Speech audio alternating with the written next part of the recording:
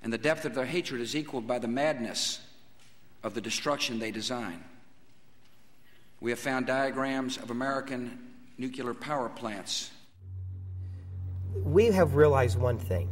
Terrorists go to targets where they have the easiest chance of causing a great harm.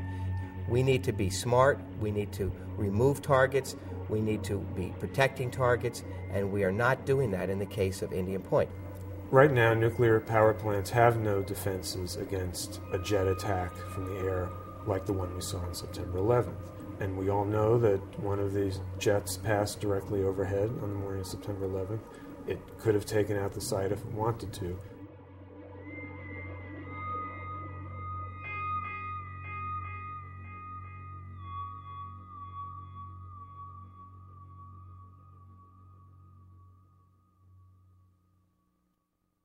Indian Point is unique. Unlike any other nuclear facility, 2 reactors operate here in the most densely populated area of the United States. The reactors are 43 miles from ground zero, and we now know the terrorists originally targeted nuclear power plants. More than 300,000 people live in the 10-mile radiological emergency evacuation zone. 17.5 miles marks the peak fatality zone. 20 million residents are within a 50-mile radius called the peak injury zone.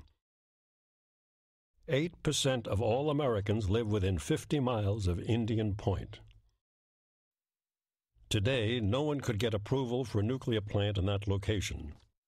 In fact, over 20 years ago, the Nuclear Regulatory Commission Director of State Programs, Robert Ryan, said, "I think it is insane to have a 3-unit reactor on the Hudson River in Westchester County, 40 miles from Times Square, 20 miles from the Bronx." He also said it may be necessary at some future time to consider closing Indian Point. The Indian Point 1 was commissioned in 1962, Indian Point 2 was in, I believe, 1974, and Indian Point 3 was in 1976. They're given a 40-year life unless they go in for a renewal. It is now time for us to say we want these plants closed. We no longer want them in the midst of 20 million people with this potential.